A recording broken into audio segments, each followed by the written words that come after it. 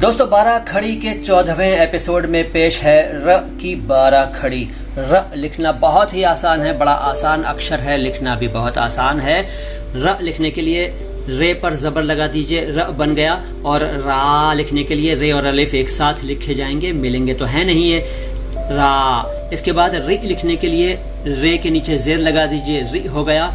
और री लिखने के लिए रे और छोटी ये एक साथ लिख दीजिए तो बस हो गया री। इसके बाद रु लिखने के लिए रे पर पेश लगा दीजिए, रु हो गया। रू लिखने के लिए रे और वाव एक साथ लिखे जाएंगे और वाव पर उल्टा पेश लगा दीजिए, हो गया रू। रे लिखने के लिए रे और बड़ी ये एक साथ लिख दीजिए, रे बन गया। और रै भी ऐसे ही लिखा जाएगा, बस ये है कि एक जबर और ऐड हो जाएगा, रै बन गया। इसके बाद रो लिखने के लिए रे और वाव एक साथ लिख दिए जाएंगे, रो बन गया।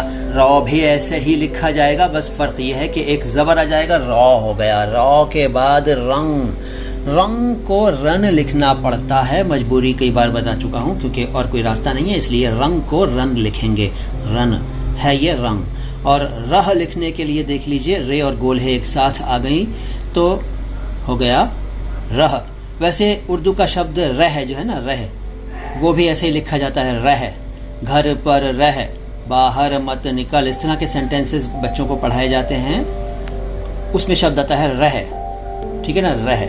तो रह और रह एक तरह से लिखे जाते हैं।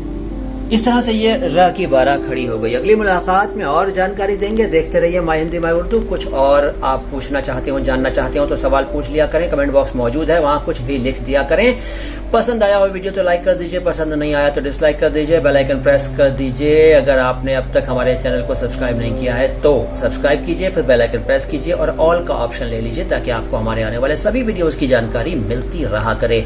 हमारे वीडियोस दूसरे भी देखिए, पिछले वीडियोस भी देखिए, आपके कई सवालों के जवाब आपको बिना पूछे ही मिल जाएंगे। देखते रहिए माय हिंदी माय उर्दू।